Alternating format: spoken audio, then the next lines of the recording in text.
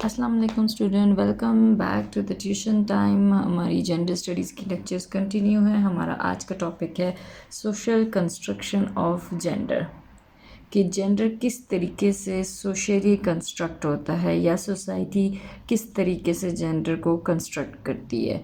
Social construction से है हमारा क्या मतलब है। सोशल कंस्ट्रक्शन का मतलब है how society group people and how it privileges certain groups over other groups. Social construction basically एक आइडिया है जिसके मुताबिक जो रेस, क्लास और जेंडर है, यानी ज़ात पात और जेंडर, ये चीज़ें जो हैं कोई मायने नहीं रखती। इन चीज़ों का मतलब ही तब आता है जब सोसाइटी इसको मीनिंग देती है।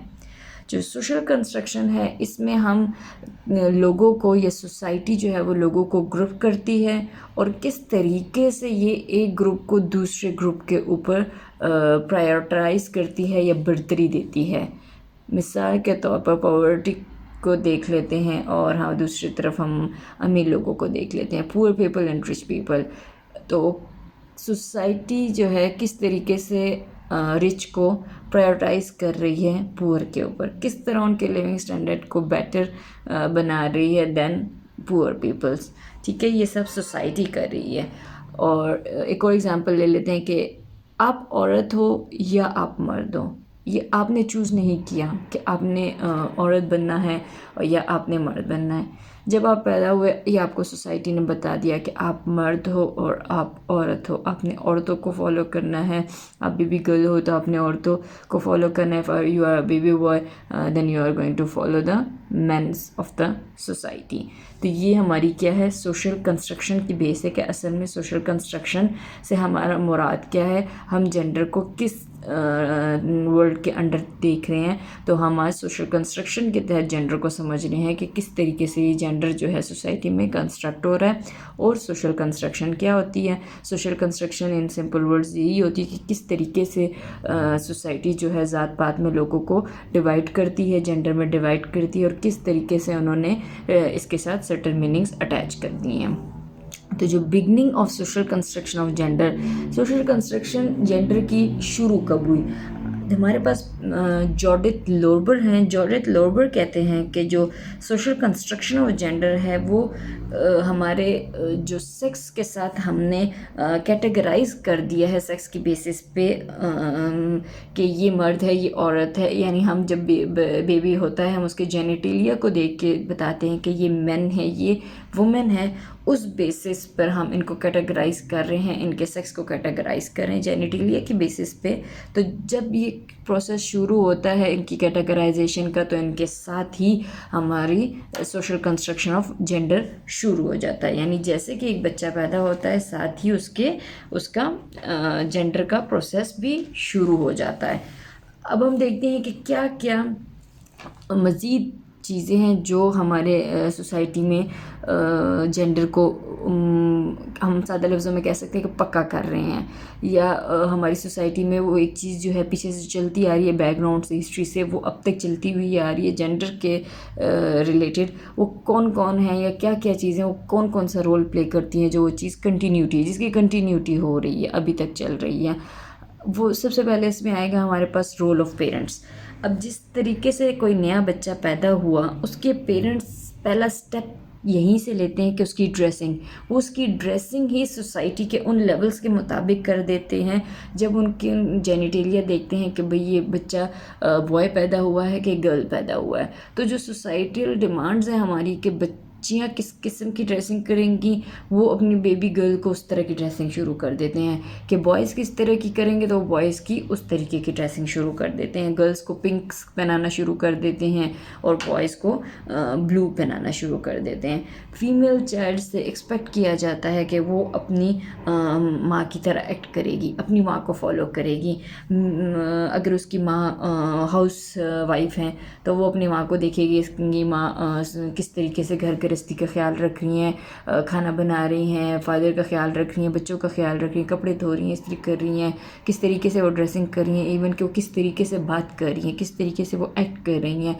उनका लब लहजा किस तरह, हर एक चीज़ बच्ची ने अपनी माँ को देखना है, उस तरह फॉलो करनी है ताकि उसको सोसाइटी एक्सेप्ट कर सके।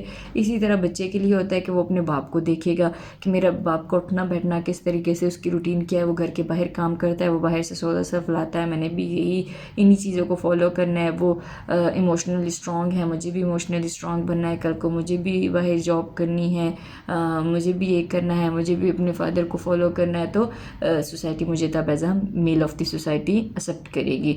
तो ये पेरेंट्स का रोल आ रहा होता है बच्चों में के जेंडर को किस सोसाइटली या सोशली उसको कंस्ट्रक्ट कर रहे होते हैं बच्चों में।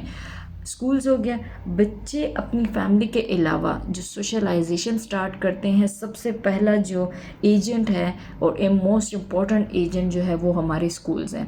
बच्चे स्कूल में जाता है तो बाकी बच्चों से सोशलाइज करना शुरू करता है, बच्चों को देखता है। वो अगर लड़की है तो वो अपनी लड़कियां दोस्तें बनाएंगी, अगर वो लड़का है तो वो अपने लड़के दोस्त बनाएंगे। और लड़कियां जो है वो प्ले ग्रुप क्लासेस से उनको जो टॉयस पकड़ाए जाते हैं वो भी बच्चों के लिए, लड़कियों के लिए डिफरेंट होते हैं, लड़कों के लिए वो डिफरेंट होते हैं। लड़कियों को गुड्डे पकड़ा दी जाती हैं, डॉल्स पकड़ा दी जाती हैं, आप इनके साथ खेलो। इसी तरह लड़कों को ब्लॉक्स दे दिए जाते हैं या गाड़ियाँ दे दी जाती हैं कि आप लड़के जो हैं इन चीज़ों के साथ खेलें। तो हम इस तरीके से बच्चों को डिस्क्रिमिनेट कर रहे होते हैं या उनकी ग्रुपिंग कर रहे होते हैं कि ये आपका ग्रुप है एंड ये आपका ग्रुप है, ये फीमेल बच्चों का है, ये मेल बच्चों का ग्रुप है और इसमें आप इकट्ठे होके खेलें। इस तरीके से बच्चे जो हैं वो ग्रो करते हैं अपनी, मतलब उनके आप ड्रेसिंग देख लें, उनका खेलने का तरीका देख लें, उनका बिहेवियर देखें तो वो टोटली एक दूसरे से मुख्तलिफ तरीके से ग्रो अप कर रहे होते हैं। उनकी नर्चर हम बिल्कुल दोनों की, लड़कों और लड़कियों की डिफरेंट तरीके से कर रहे होते हैं। तो स्कूल्स का ये रोल हो गया। मीडिया का क्या रोल है हमारे पास? Role of media. TV programme जो है वो बहुत ज़्यादा इन्फ्लुएंस करते हैं जेंडर आइडेंटिटी पे। हमारे जो मीडिया है उसको हमारा हर बच्चे की एक्सेस है, ठीक है, हर बड़ी की एक्सेस है, हर मर्द की, हर औरत की एक्सेस है। तो मीडिया बहुत इंपॉर्टेंट रोल प्ले कर रहा है हमारी जेंडर आइडेंटिटी में। हमारे जो टीवी प्रोग्राम है वो हमें इस किस्म के एंटरटेनमेंट प्रोग्राम्स दिखा रहे होते हैं कि जिसमें मर्द हीरो होता है और औरत हमेशा वीक होती है, ठीक है। मर्द आता है तो बेचारी औरत को बचाता है गुंडों से और वो हीरो बन जाता है, ठीक है। मर्द से को इन चीज़ों से सुपीरियॉरिटी की फीलिंग आने लग जाती है कि मैं सुपीरियर हूँ, और फीमेल्स को ये फीलिंग आ जाती है कि हम कमज़ोर हैं, इन्फीरियॉरिटी की आ जाती है कि भाई मर्द सुपीरियर है और औरत जो है वो इन्फीरियर है।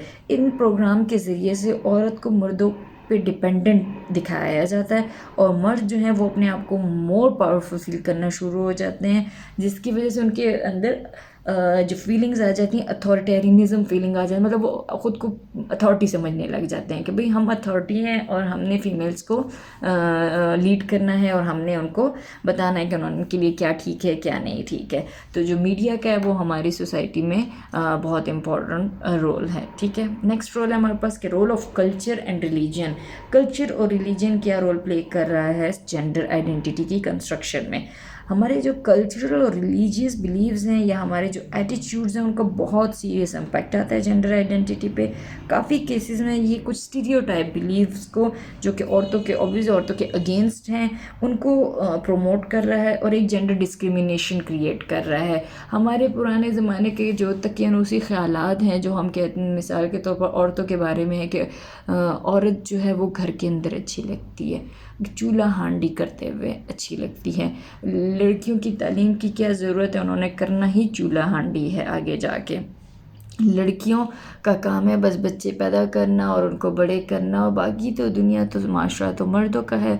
तो इस किस्म के जो स्टीरियोटाइप्स हैं वो औरतों के अगेंस्ट यूज़ हो रहे हैं और इनमें डिस्क्रिमिनेशन आ रहे हैं, जिसकी वजह से ये ख़ुद बजाते ख़ुद सोसाइटी के लिए लॉस में जा रहा है। सोसाइटी तरक्की नहीं कर पा रही उस तरीके से उन सोसाइटीज़ के मुकाबले में जहाँ पे औरतों को वैसे ही राइट दिए जा रहे हैं जैसे मर्दों को, जितनी वो प्रोग्रेस कर चुकी हैं उनके हिसाब से फिर हमारी सोसाइटीज़ उतनी प्रोग्रेसिव इसीलिए नहीं है कि हम उन स्टीरियोटाइप्स में अभी तक बंद के रह चुके हैं।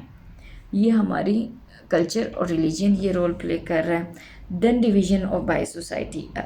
अच्छा, सोसाइटी क्या करती है? मर्द और औरतों के बीच में एक डिवीज़न उसने क्रिएट कर दी है, लेकिन यहाँ पे भी नहीं रुकती है, वो फिर उनको एज अ होल भी डिफ्रेंशिएट कर रही होती है या डिस्क्रिमिनेट कर रही होती है, ठीक है, लोगों को। ये मर्द औरत को अलग अलग कर दिया, अब इनको फिर एज अ होल मर्दों को या मर्दों से भी डिवाइड कर रही है, औरतों को औरतों के बीच में भी डिवीजन ला रही है।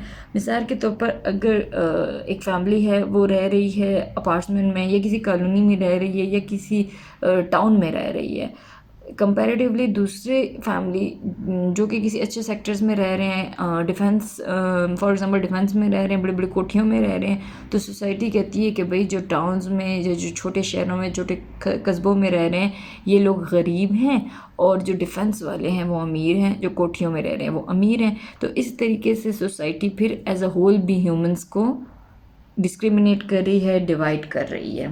तो हमारे पास कंक्लूजन क्या निकलता है इस सोशल कंस्ट्रक्शन ऑफ जेंडर का? हमने समझ लिया कि किस तरीके से जेंडर सोशली कंस्ट्रक्ट हो रहा है, सोशल कंस्ट्रक्शन क्या है, और जेंडर की सोशल कंस्ट्रक्शन इन स्टेजेस में किस किस तरीके से स्टार्ट होती है।